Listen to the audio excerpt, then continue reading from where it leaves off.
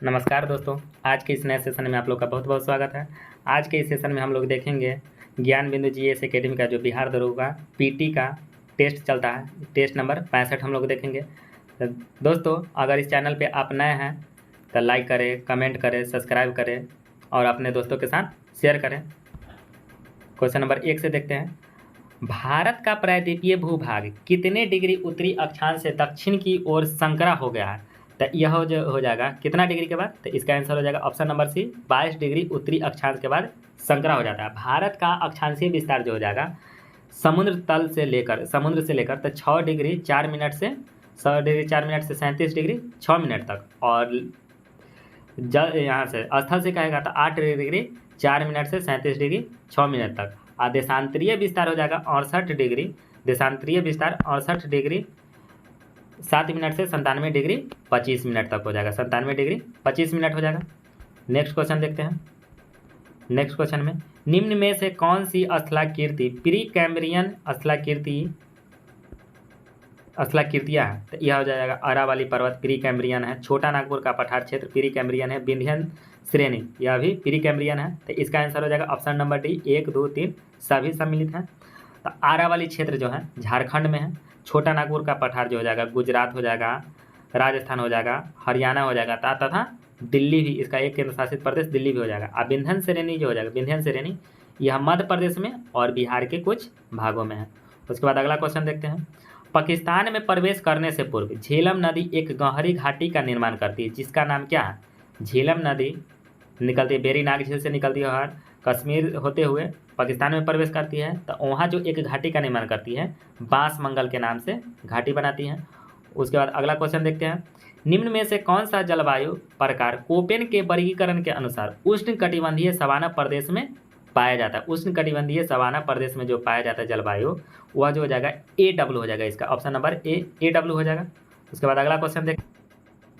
निम्न में से कौन सा वनस्पति great Indian bustard, lesser florican, भारतीय भेड़िया जैसे प्रजातियों का आवास स्थल है?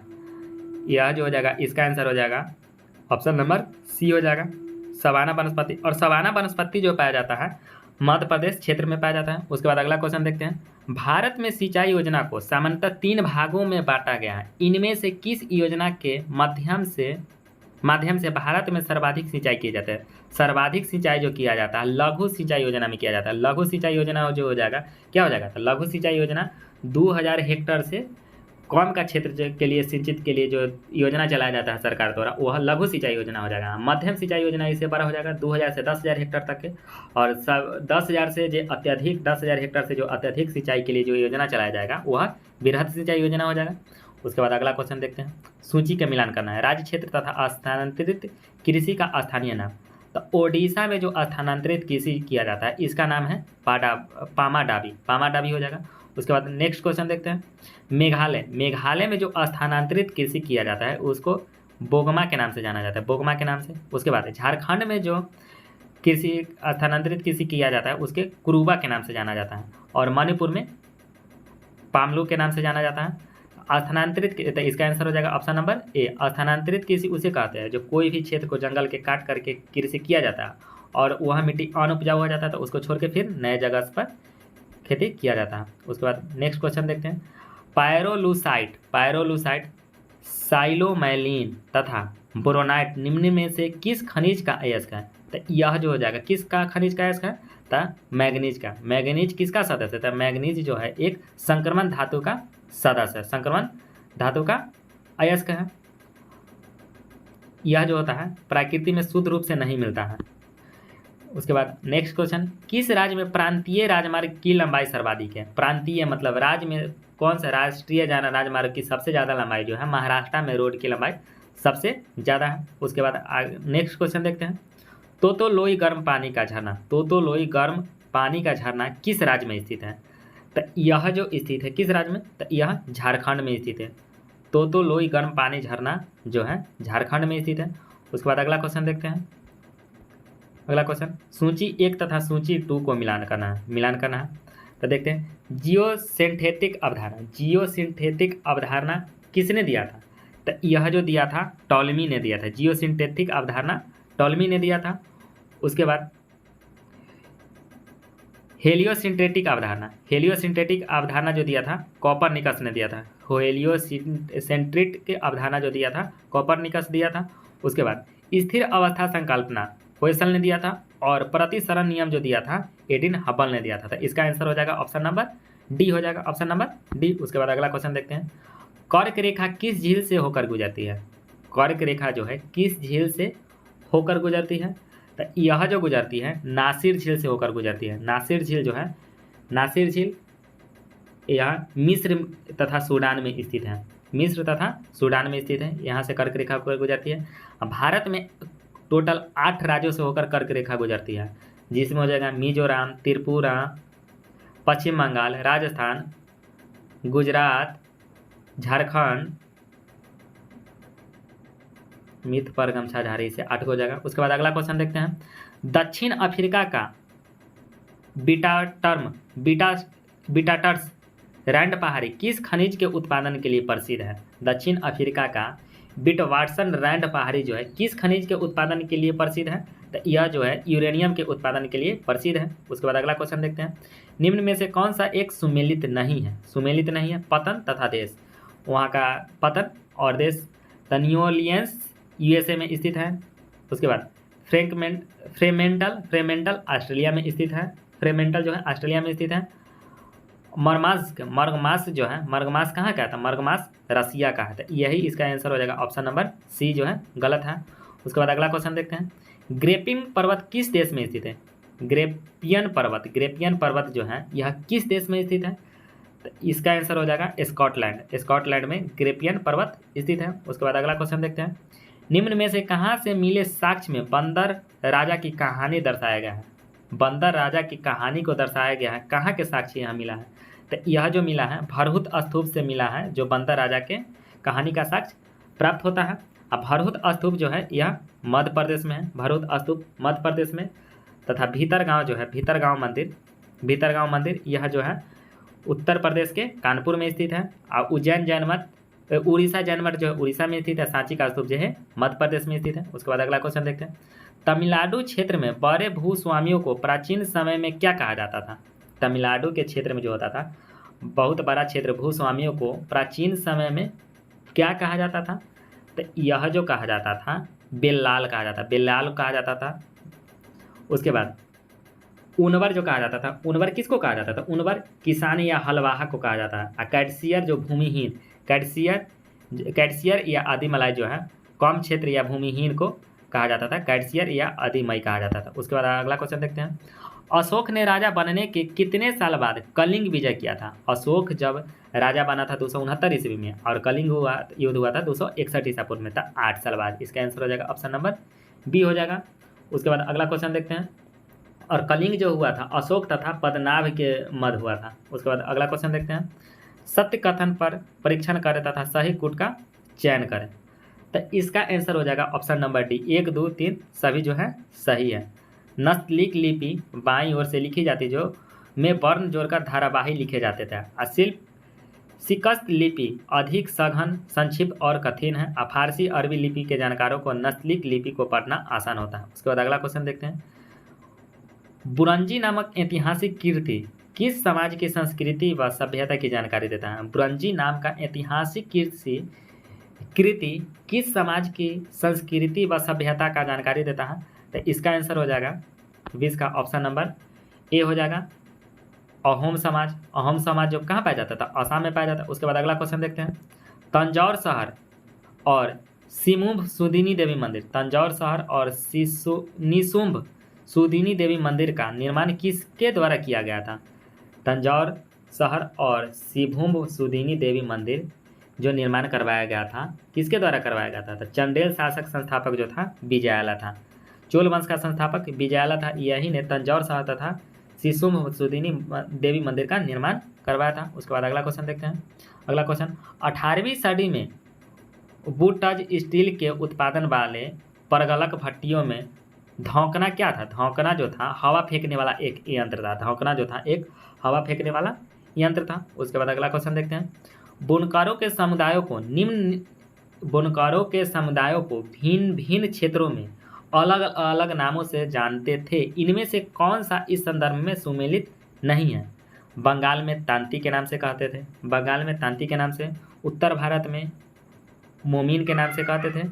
दक्षिण भारत में कौकोलतार व साले के नाम से कहा जाता था, तथा उत्तर पूर्व भारत में देवांग। यही गलत हो जाएगा, इसका ऑप्शन नंबर डी हो जाएगा। उसके बाद अगला क्वेश्चन देखते हैं। फारसी भाषा का औरांग शब्द हिंदी भाषा में किसको कहा जाता है? फारसी भाषा का औरांग शब्द हिंदी भाषा में किसके कहा गया है? तो औरांग शब्द जो कहा गया है फारसी भाषा में, गोदाम को कहा गया है।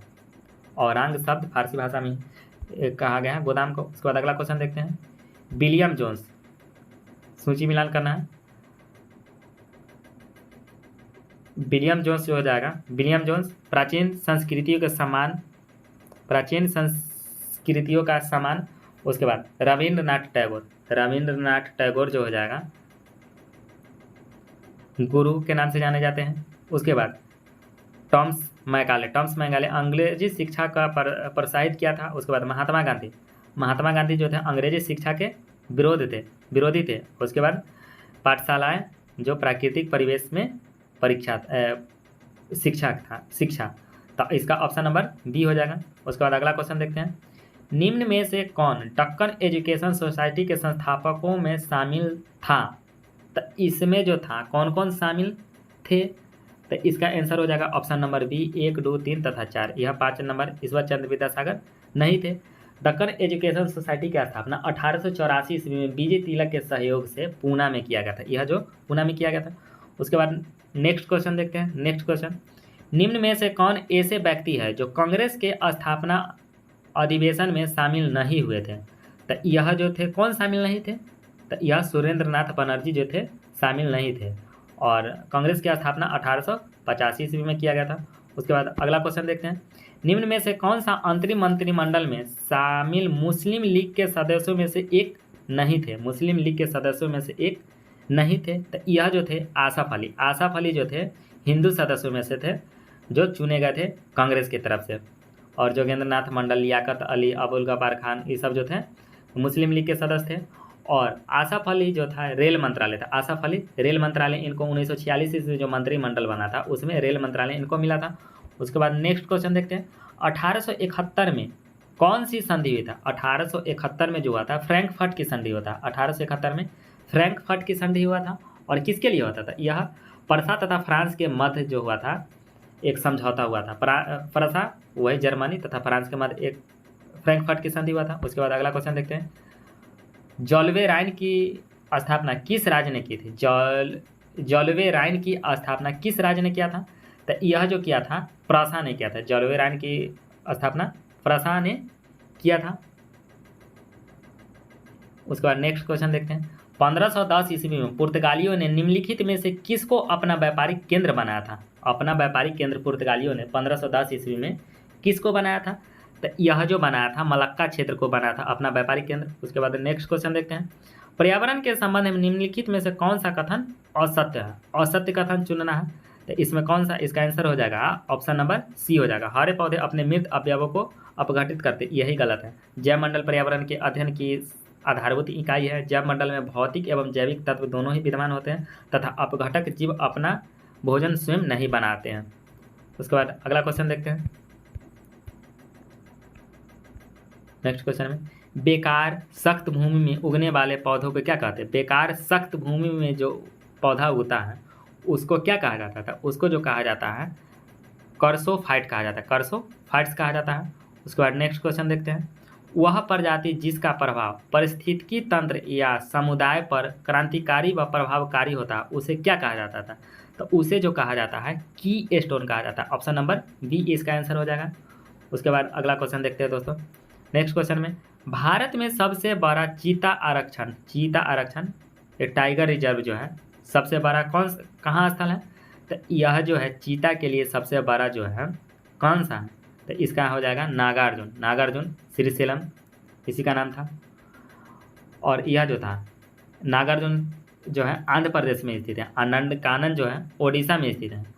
और कोलवाट जो है उत्तराखंड में, कोलवाट है यह उत्तराखंड में स्थित है। सुंदरवन तो पश्चिम बंगाल में स्थित है। उसके बाद अगला क्वेश्चन देखते हैं। पेंट उद्योग के श्रमिकों को निम्नलिखित जोखिमों में से किस एक का सामना करना पड़ता है? पेंट उद्योग में जो श्रमिक काम करता है उसको कौन सा रोग से या कौन सा प्रदूषण से सामना करना पड़ता है, तो यह जो सामना करना पड़ता है सीसा प्रदूषण से सामना करना पड़ता है।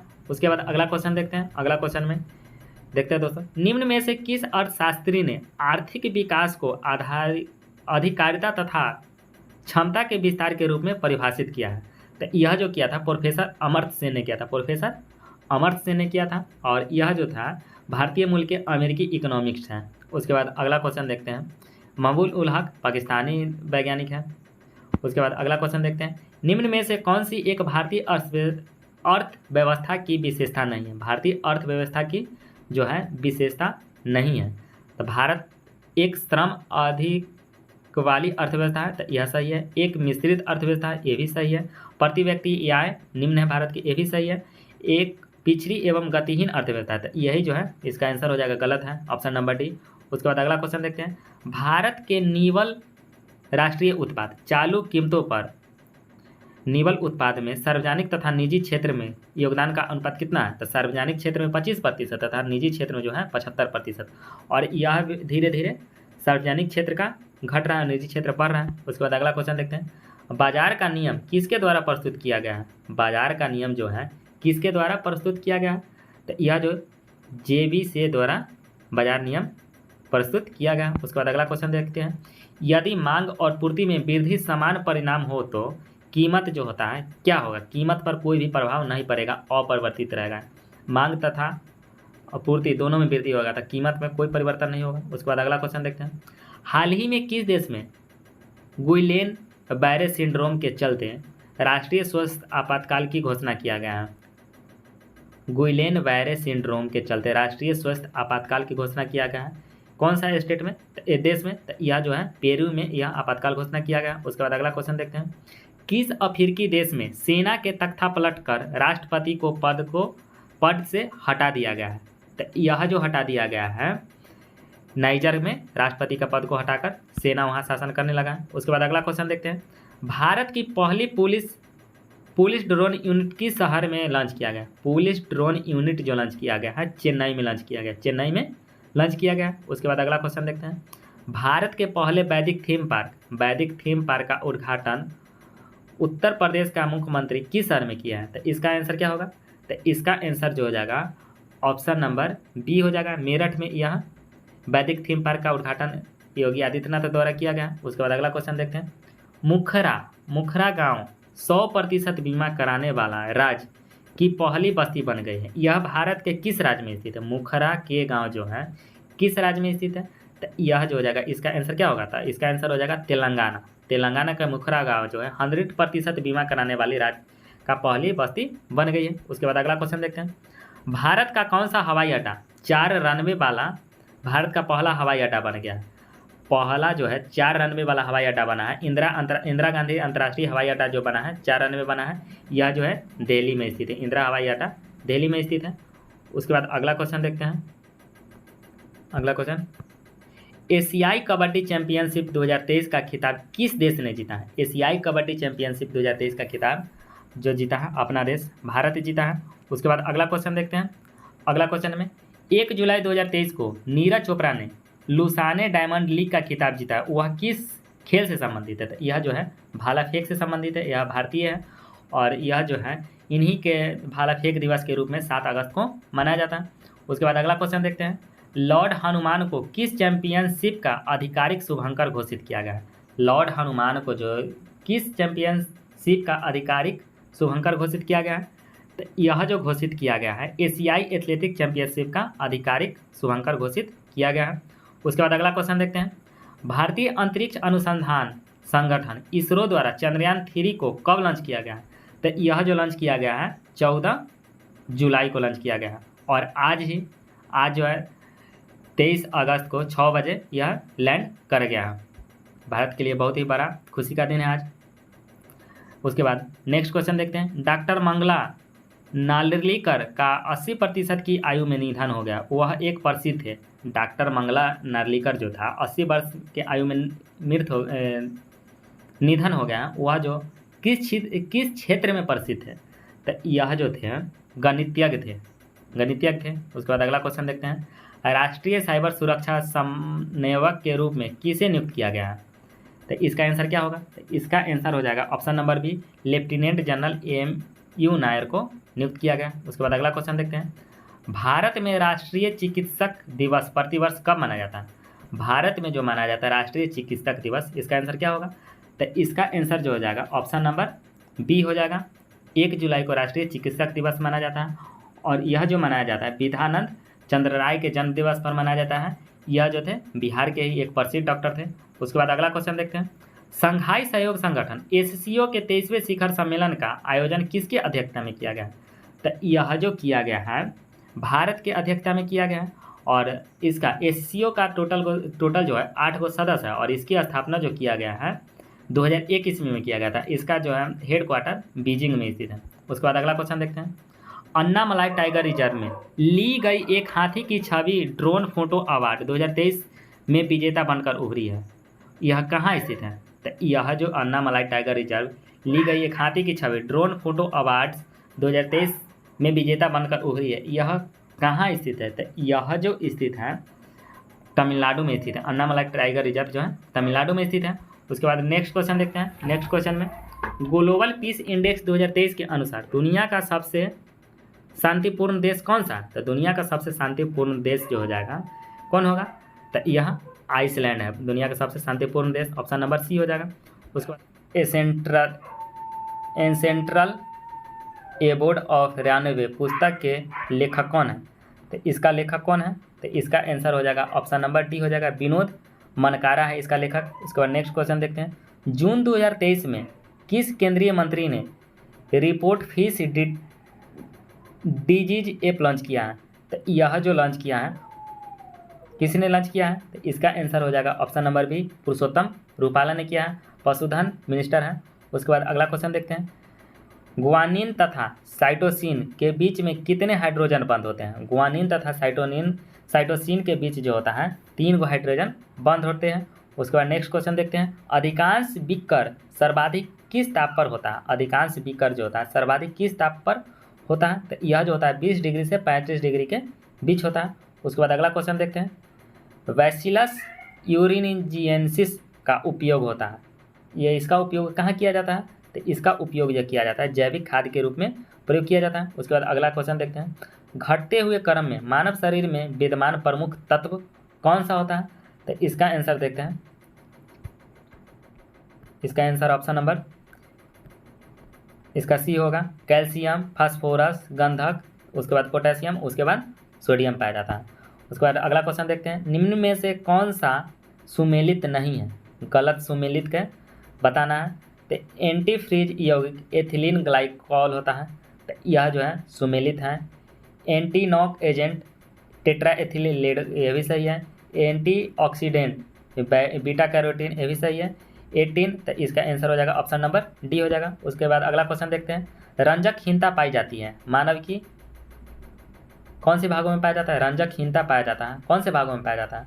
तो यह जो पाया जाता है सभी प्रजातियों में पाया जाता है, रंजकहीनता सभी प्रजातियों में पाया जाता है। उसके बाद अगला क्वेश्चन देखते हैं, हैवर्सियन नलिकाएं और तंत्र कहाँ पाया जाता है? हैवर्सियन नलिकाएं और तंत्र जो पाया जाता है यह पाया जाता है केवल स्तनियों के हड्डियों में पाया जाता है। हैवर्सियन नलिकाएं जो होता है केवल स्तनियों के हड्डियों में पाया जाता है। उसके बाद अगला क्वेश्चन देखते हैं, परमाणु में कक्षों को भरने का क्रम नियंत्रित होता है किसके सिद्धांत द्वारा? यह नियंत्रित होता है तो अपवाह सिद्धांत द्वारा होता है। उसके बाद अगला क्वेश्चन देखते हैं, बहुत अधिक पकाना और खाद्य तेलों का बार बार प्रयोग क्यों अत्यधिक अवांछनीय है?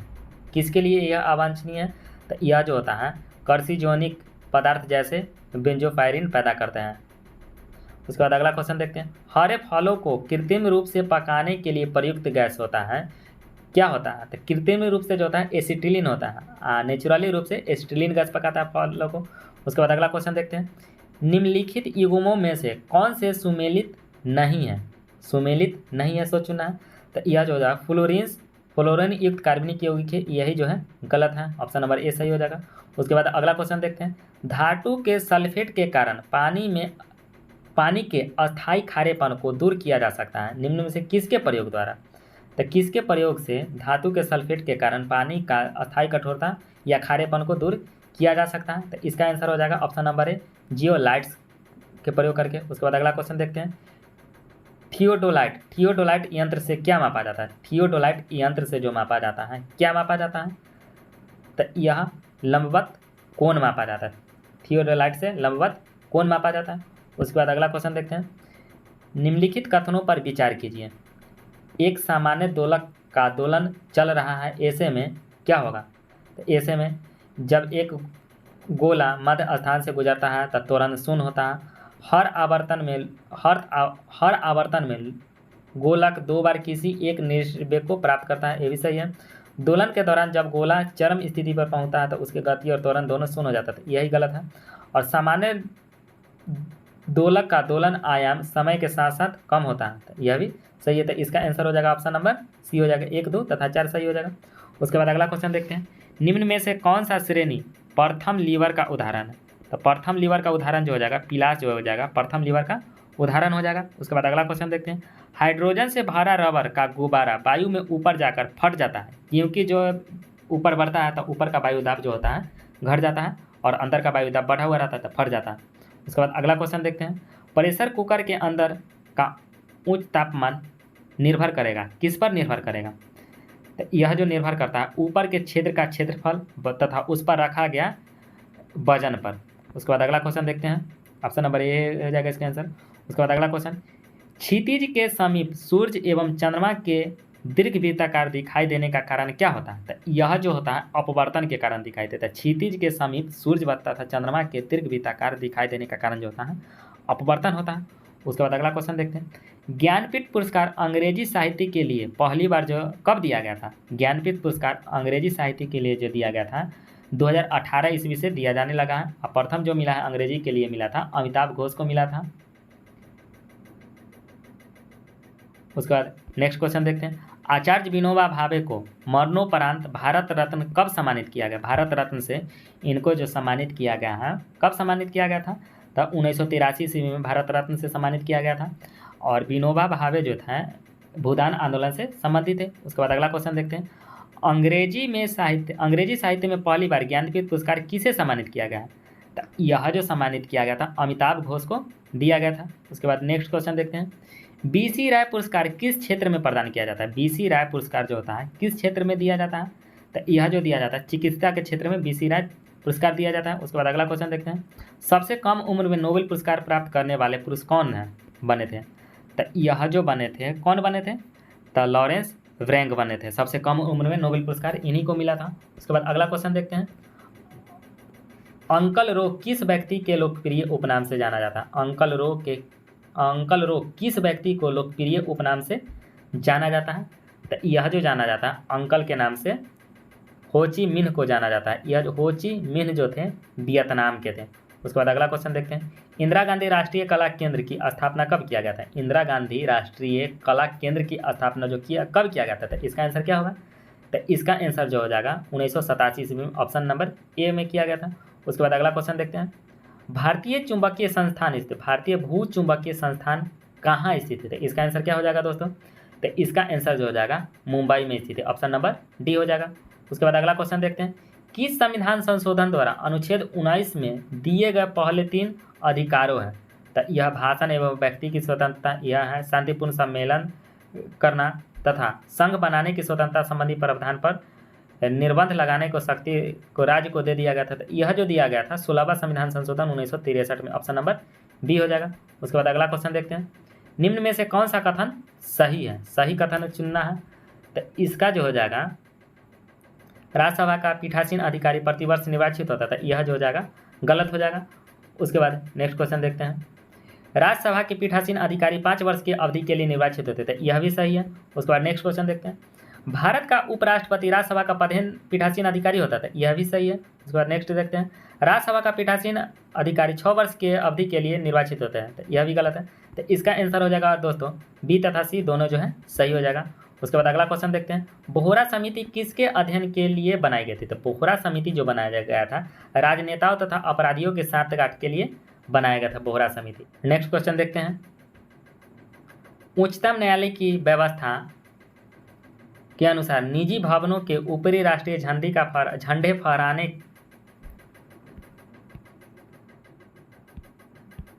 नेक्स्ट क्वेश्चन देखते हैं। उच्चतम न्यायालय की व्यवस्था के अनुसार निजी भवनों के ऊपर राष्ट्रीय झंडे को फहराना के तहत हर नागरिकों को मौलिक अधिकार कब दिया गया था?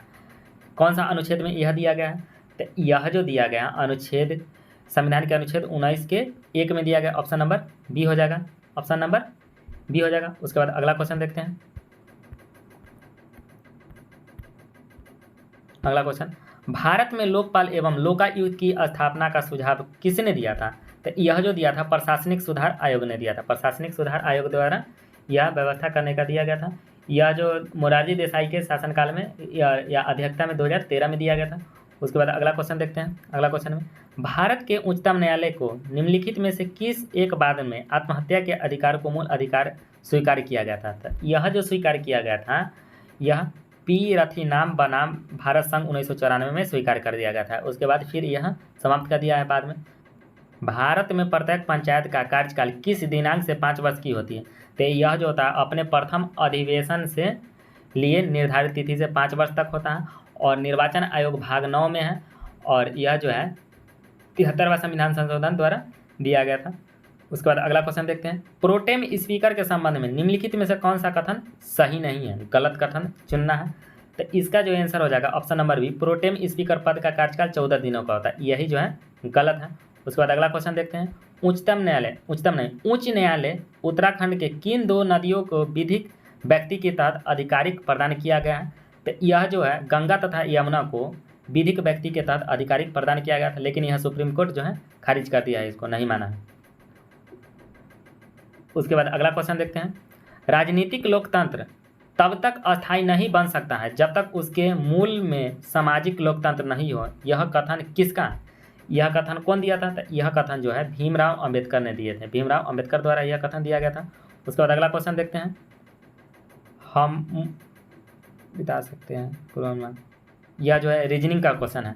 तो इसका जो आंसर हो जाएगा 96 का ऑप्शन नंबर सी हो जाएगा। 1 तथा दोनों जो है अंतर्निहित हैं।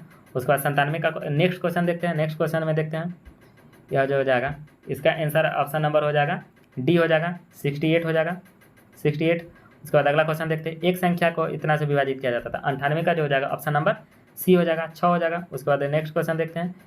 99 का जो हो जाएगा ऑप्शन नंबर बी हो जाएगा, 14.1% लाभ हो जाएगा। उसके बाद अगला क्वेश्चन देखते हैं। 100 का जो हो जाएगा और लास्ट है, तो इसका आंसर हो जाएगा ऑप्शन नंबर डी, 135 kg हो जाएगा। दोस्तों अगर यह वीडियो अच्छा लगा होगा तो लाइक करें, कमेंट करें और शेयर करें अपने दोस्तों के साथ। अगर आप इस चैनल पर नए हैं तो लाइक करें इसी तरह के वीडियो रेगुलर अपडेट पाने के लिए।